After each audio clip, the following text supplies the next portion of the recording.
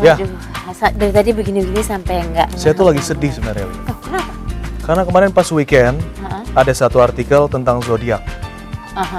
Tumben-tumbennya saya baca zodiak, bagi berzodiak Scorpio tidak cocok jadi pemimpin. Sedih. Aduh. Saya bilang ini nggak benar ini. Kamu jangan dengerin horoskop terus. Tapi banyak orang mengatakan tanggal lahir, zodiak itu menentukan cocok atau tidak jadi pemimpin. Benarkah itu? Enggak benar. Benar nggak itu, Mas? Kok Nggak jadi benar. marah so? Ini kita ada dialog pagi ini menarik banget tentang Kepemimpinan. Leadership. Jadi mungkin kamu kata horoskop tadi tidak bisa jadi pemimpin. Tidak bisa jadi mungkin pemimpin. bicara dengan narasumber kita pagi ini, Yes. Mas Jazak Yus Afriansa. Panggilannya J. Mas J ya, Mas J. Gimana Mas? Mas J Ini ini semua orang bisa jadi pemimpin nggak sih sebenarnya? Iya, selamat pagi semuanya. Jadi memang betul semua orang tuh bisa menjadi pemimpin. Kenapa? Karena pemimpin tanpa itu lihat zodiak, tanpa lihat zodiak, tanggal lahir, garis feng tangan, shui, hong shui, ya. bentuk hidung, Mas. Betul, bentuk muka. Karena apa? Karena leadership atau kepemimpinan itu adalah skill, pengetahuan. Jadi setiap orang asal dia tahu tekniknya, tahu ilmunya, tahu skillnya, dia bisa memimpin. Berarti emang harus dibentuk dengan waktu gitu, dengan Iya, proses itu. dengan proses. Dan bagaimana peran bakat? Saya setuju, bakat memang ada talenta. Bakat dalam konteks leadership akan mempercepat seseorang jadi leader. Mempercepat saja. Tapi kalau dia nggak dilatih, nggak dikasih pengetahuan, nggak dikasih kesempatan, nggak dikembangkan, dia akan tidak berarti apa-apa. Baik. Sutra seperti yang kita tahu pemirsa ini Mas Jazak, Mas J, penulis Basic Leadership Skill Coaching and Counseling, Simple Approach to Achieve Peak Performance. Tapi kenapa gambarnya?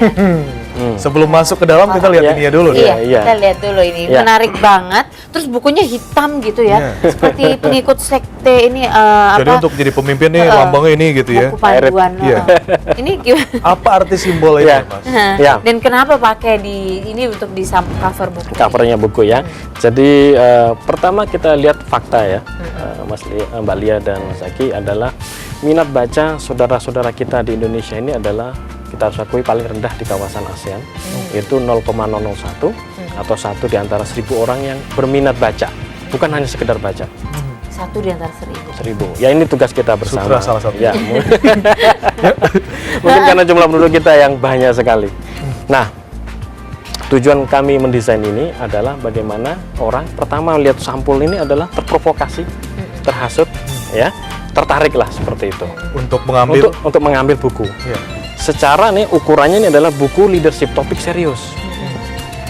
Kok seperti buku komik bajak laut, ya kan? Dan kontras warnanya memang kita sengaja seperti itu.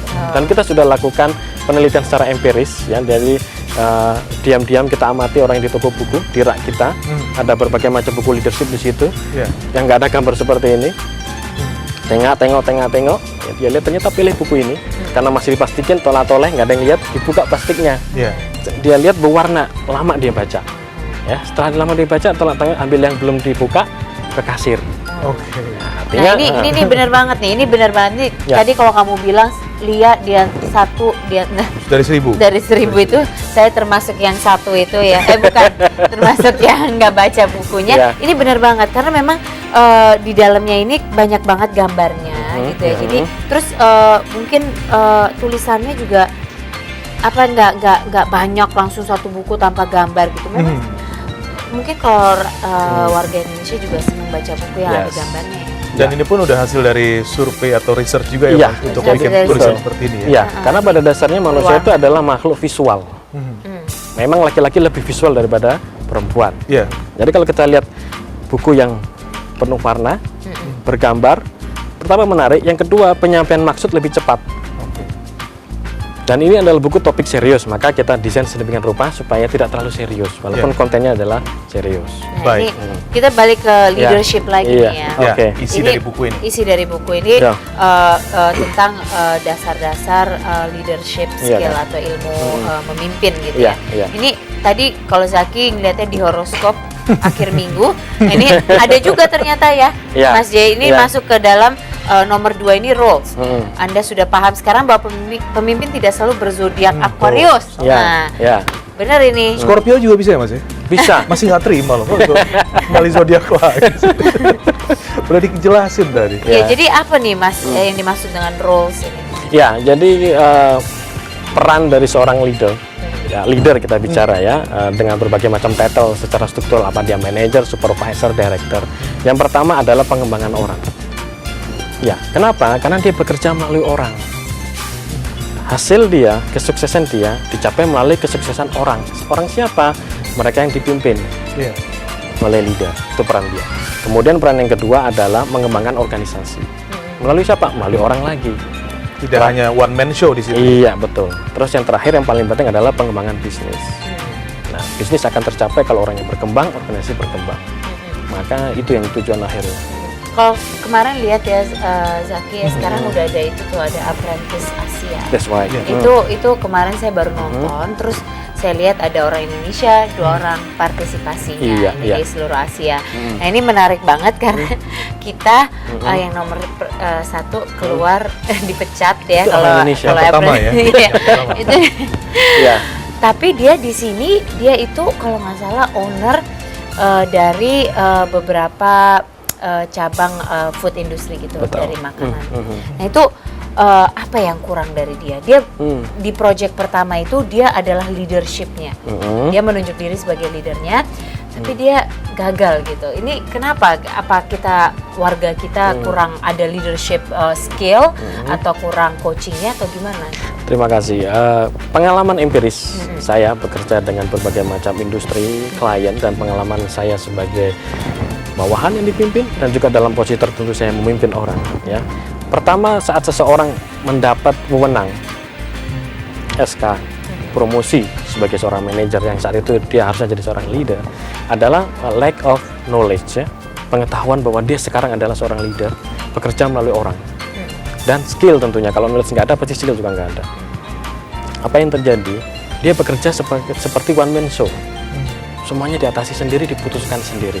Padahal anak buahnya, orangnya yang dipimpin itu menginginkan dilibatkan.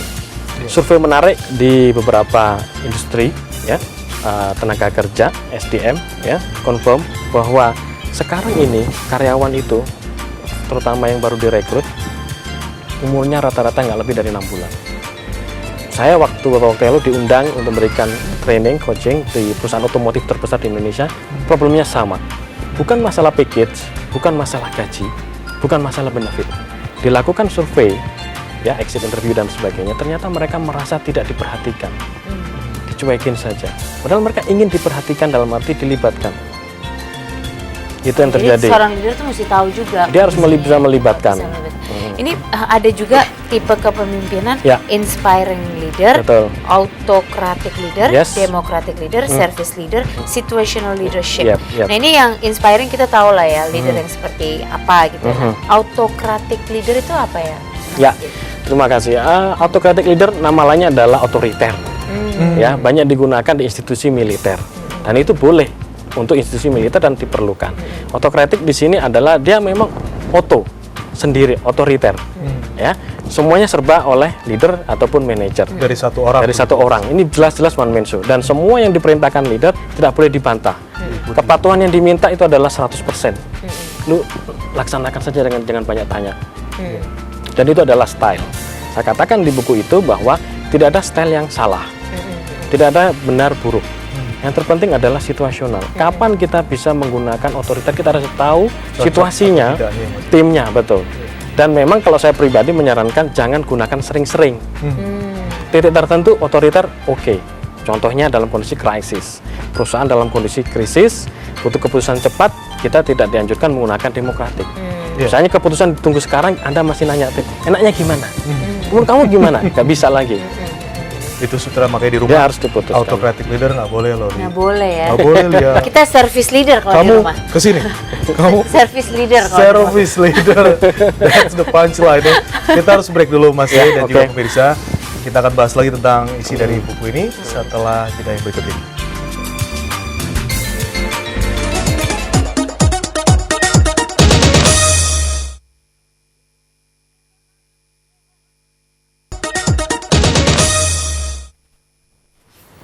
Kembali lagi pemirsa, kita membahas bukunya Mas J atau Mas Jazak Yus Afriansa yang berjudul Basic Leadership, Skill Coaching and Counseling, Simple Approach and to Achieve Peak Performance. Ini bukan buku bajak laut ya? Bukan, nih saya buka satu-satu ya. Walaupun bisa dilihat gambar-gambarnya, menarik sekali. Terus kata-katanya pun, karena memang ada yang mengatakan di belakang. Bukunya sederhana, komprehensif, tapi mudah dimengerti dan saya suka. Ada juga simple tapi kontennya lengkap. Gitu. Kita lanjutkan lagi perbincangan kita tadi. Iya, kalau tadi ada bermacam-macam tipe leadership, ya. Autokratik, demokratik. Ya, lucunya di buku ini juga ada ininya, ada gambarnya. Kalau inspiring leader ini Alexander the Great, kan. Terus kalau autocratic leader ini ada tentara, military lah gitu ya. Saya pengen lihat yang tadi ada service leader. Dan kalau gambarnya perempuan, saya mau marah Mas J. Tentu nggak ada. Oh nggak ada. Iya. Bukunya aja takut sama saya. Ini maksudnya service leader nih apa nih Mas J? Ya, service leader itu di mana seorang leader lebih mengutamakan yang dipimpin daripada dirinya. Jadi betul, melayani di sini. Seperti Yesus ya, melayani umat gitu. Nah, melayani ini bukan melayani tiap pagi dia bikin teh untuk anak buahnya ya. Iya. Bukan ya. Ditaruh di meja-meja di kubikel, tidak. Melayani di sini adalah apa kepentingan tim, apa kepentingan staff, apa keperluan anak buah diutamakan terlebih dahulu daripada kepentingan dia. Ini dipotong sedikit Mas. Kalau untuk di perusahaan-perusahaan, kita ambil di Indonesia dulu. Gaya kepemimpinan ini sudah ada. Seorang pemimpin saya akan kembali melayani itu sudah ada. Ya, terima kasih Mas. Pengalaman saya dealing dengan berbagai klien, case, situasi. Kalau dikatakan ada ya. Pertanyaannya kalau hanya ada. Tapi kalau kita bicara mana yang lebih banyak, bagaimana persentase pertumbuhannya, saya katakan sedikit. Sedikit. Ya. Alasannya memang kita sedang cari melalui berbagai riset mengapa. Tapi sebenarnya dalam konteks tertentu, yang misalnya di daerah-daerah tertentu, servant leadership banyak ditemukan, di mana mereka lebih mengayomi terlebih dahulu, mengutamakan dulu kepentingan timnya, anak buahnya, khususnya adalah institusi religius. Ya, institusi yang berkaitan dengan agama, karena servant leadership ini dicontohkan berbagai macam para nabi lah, orang suci seperti Mbak sebutkan tadi, karena dia lebih mengutamakan, karena dengan itu dia bisa menguasai rasa hormat yang dipimpin. Dengan dia menguasai rasa hormat, ya otomatis kan dia sudah mempengaruhi tim, mempengaruhi orang yang dipimpin. Maka apapun yang dia katakan, kita maju, kita kesana kesini, lakukan ini itu, orang akan lakukan dengan sepenuh hati. Baik. Dan dengan itu organisasi akan cepat berkembang. Secara tidak langsung pemimpin pun harus punya kekuatan religi di dalam dirinya, dalam jiwanya. Pemahamannya. Mas. Baik, kalau di sini, ini ada juga tadi salah satu tipe leadership ya. Tapi ini juga ada style for leadership styles. Itu maksudnya apa ya? Ya. Yang Mbak Lia buka itu adalah sesuatu yang diteliti ya, ini oleh Profesor Kenneth Blanchard dari Amerika Serikat, ya, namanya dikenal dengan situational leadership. Saya yakin profesional muda sudah sangat paham mengenai ini, karena ini cukup populer, bukan cukup malah sangat populer. Artinya gini, leadership ini didesain karena kita ini sumbernya adalah dari Barat, Western, basisnya adalah kinerja. Jadi bagaimana memimpin berdasarkan kinerja orang. Pertama, memimpin berdasarkan situasi orang. Contohnya, orang yang baru masuk kerja, Mas Zaki dan Mbak Lia, itu motivasinya tinggi dong. Fresh graduate, wah dapat gaji, semangat. Tapi apakah dia punya pengetahuan? Nanti dulu. Maka leadershipnya, stylenya harus berbeda.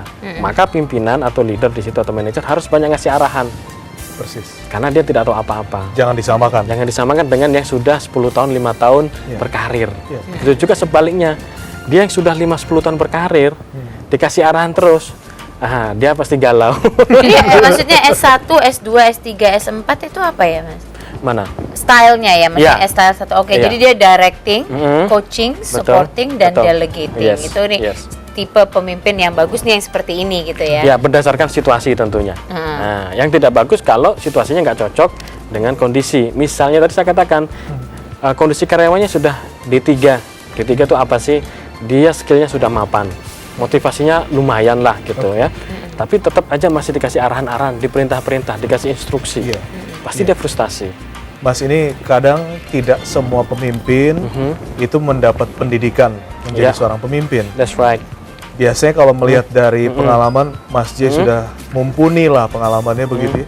Kegagalannya apa sih Mas?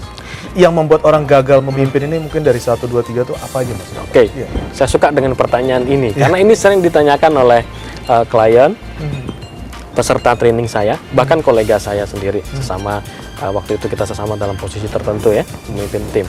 Kegagalan pertama adalah kegagalan dia mengenali dirinya sendiri bahwa saat ini dia adalah seorang leader dan manajer.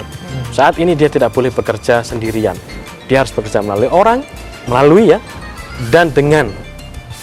Ya, kalau selama ini kan bekerja melalui sehingga nyuruh-nyuruh mulu. Tapi kalau dengan berarti dia bersama-sama. Bareng. Pertama. Karena yang kami amati orang-orang yang baru dipromosikan sebagai seorang manajer leader itu one man show. Title dia adalah leader atau manajer, tapi perilaku dia masih super employee ya, karyawan super. Karena dia merasa nggak yakin dengan timnya. Itu pertama. Kenapa dia nggak sadar bahwa dia melalui orang. Yang kedua, kegagalan mengenali siapa yang dipimpinnya. Dan itu memang tidak mudah, makanya gajinya berbeda dong, fasilitasnya berbeda, karena dia tugasnya juga berbeda. Nah, kegagalan yang ketiga adalah ya kegagalan dia bahwa dia harus mengequip, melengkapi dirinya dengan skill, knowledge sebagai seorang leader. Saya pernah menemukan dan sering menemukan merasa sudah dipromosikan sebagai brand manager, katakanlah district manager, dia sudah paling hebat di situ. Sehingga dia menutup mata, hatinya untuk menambah knowledge, pengetahuan mengenai leadership. Bahwa ini adalah skill pasti dan dinamis ya ilmunya ini. Tekniknya. Tambah untuk menakut-nakutkan. Sekali lagi Mas, tadi kan kegagalan. Kalau memang dengan seperti ini terus kepemimpinannya, apa yang akan terjadi dengan perusahaan itu? Pasti. Survei terakhir, turnover itu sudah sangat tinggi sekali, di atas normal, rata-rata sudah 25% ke atas untuk karyawan-karyawan yang